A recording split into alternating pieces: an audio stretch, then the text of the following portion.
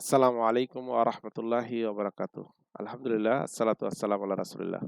আমরা রমাদানে বিভিন্নভাবে ইবাদত করছি। রমাদানের আ মধ্য রমাদানের দিকে আমরা এগিয়ে যাচ্ছি।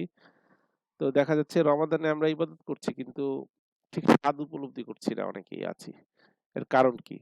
এর কারণ খুঁজলে দেখা যাবে আমরা গুনাহ থেকে মুক্ত হতে পারছি না। এবং গুনাহ বিষয়টা কি? গুনাহ বিষয়টা হচ্ছে যা আমি মানুষ থেকে লুকাতে চাই। মানুষ জেনে ফেলুক সেটা আমরা চাই না। আবার অনেকের ভিতরে গুনার অনুভূতিটাই নেই। হয়তো গুনার কাজ করতেছি, মনে করতেছি আমি তো গুনাহ করতেছি, আমি বুঝতেছি না। আমরা আজকে একটা ছোট্ট বিষয় নিয়ে কথা বলতে চাই যে আল্লাহ সুবহানাহু ওয়া তাআলা কোরআনে উল্লেখ করেছেন যে অপব্যয় না করতে, কোনো বিষয়ে অপচয় না করতে। কারণ নিশ্চয়ই অপচয়কারী হচ্ছে শয়তানের ভাই। এই হিসাবে কোরআন এইভাবে করে উল্লেখ করেছে। তো দেখেন আমরা প্রত্যেকটা ভালো কাজ যেমন ধরেন কোরআন তেলাওয়াত করতে, কোরআন তেলাওয়াত করার আগে ওযু করি। আমরা সলাত পড়ার আগে অজু করি। তো তার মানে অজু করা আমাদের জন্য একটা খুব গুরুত্বপূর্ণ কাজ। ইবাদত শুরু করার ক্ষেত্রে, বিশেষ করে সলাত পড়ার ক্ষেত্রে। কিন্তু এই অজু করার সময় আমরা পানি অত্যাধিক অপচয় করতেছি, অপব্যয় করতেছি। আমরা পানি ছেড়ে রেখে দেখা যায় যখন কুলি করতেছি, তারপরে মুখ ধুচ্ছি অথবা হাত ধুচ্ছি, পানিটা পড়তেছে।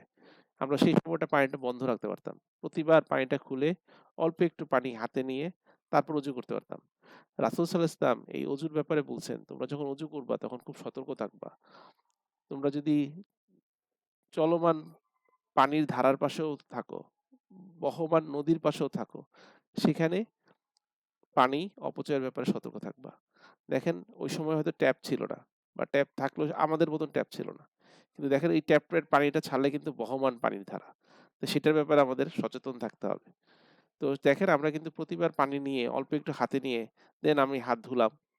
দেন আবার কলটা ছেড়ে, এটা ছাড়তে খুব কষ্টকর হওয়ার কথা না। অল্প একটু ছেড়ে আবার বন্ধ করে আমরা ওই পানিটা দিয়ে মুখে পানি দিলাম বা আমরা মুখ ধুলাম এবং ওই পানিটা দিয়ে আমরা হাত ধুলাম।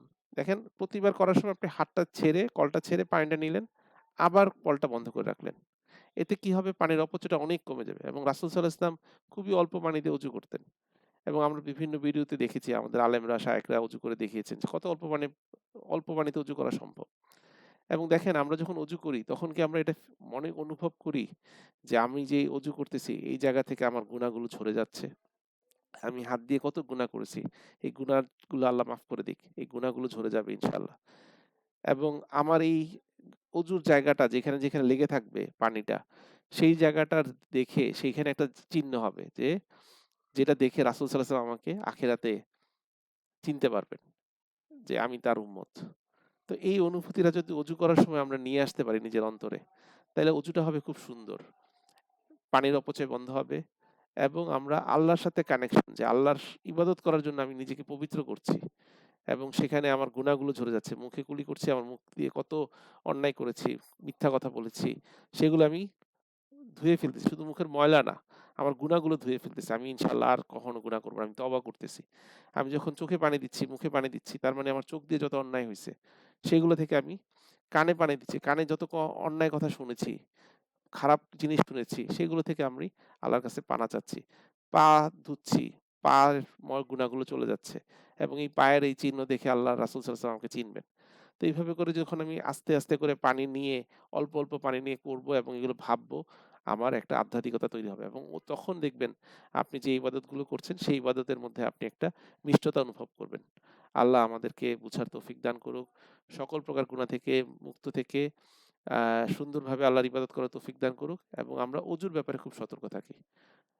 অজুতে পানি ব্যয়ের ক্ষেত্রে সতর্ক থাকি এবং অজুটাতে আল্লাহর স্মরণ করে আমরা অজু করার চেষ্টা করি ইনশাআল্লাহ।